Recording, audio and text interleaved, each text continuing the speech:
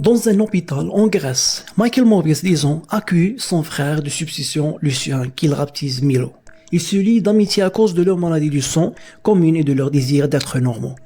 Leur père adoptif et directeur de l'hôpital, Nicolas, s'arrange pour que Morbius fréquente l'école de médecin à New York pendant qu'il se concentre sur les soins de Milo. 25 ans plus tard, Morbius refuse publiquement un prix Nobel pour ses travaux sur le sang synthétique. Sur collège, Martin Bancroft découvre qu'il secrètement capturait des dizaines de chauves-souris vampires du Costa Rica dans l'espoir d'épicer leurs gènes avec les siens pour guérir sa maladie. Après avoir informé Milo de son projet d'expérience illégale, Morbius reçoit de lui des fonds pour équiper un navire mercenaire privé dans les eaux internationales avec son équipement.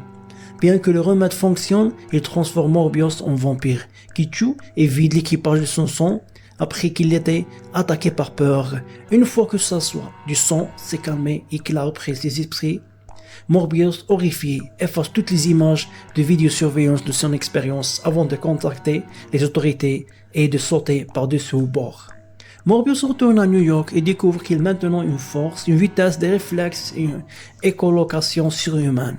Ces chauves-souris vampires le traitent comme une chauve-souris. Pour contrôler sa soif de sang, il substitue avec son sang synthétique jusqu'à ce qu'il cesse progressivement de satisfaire ses besoins.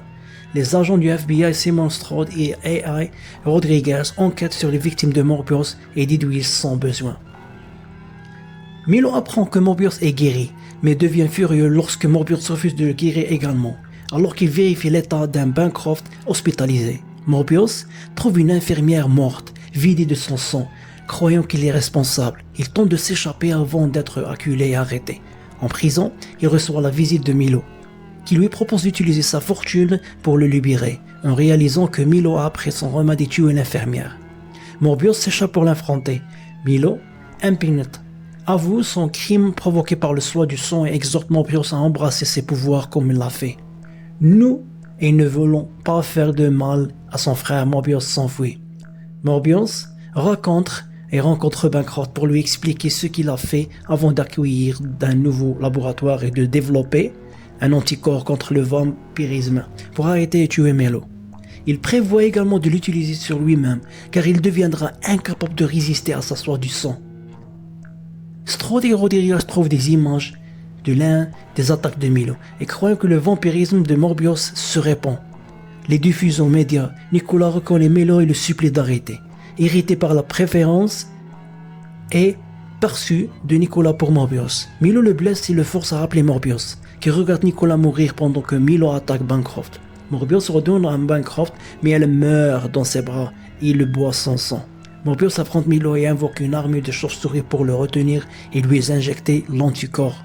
Milo meurt et Morbius s'envole avec les chauves-souris.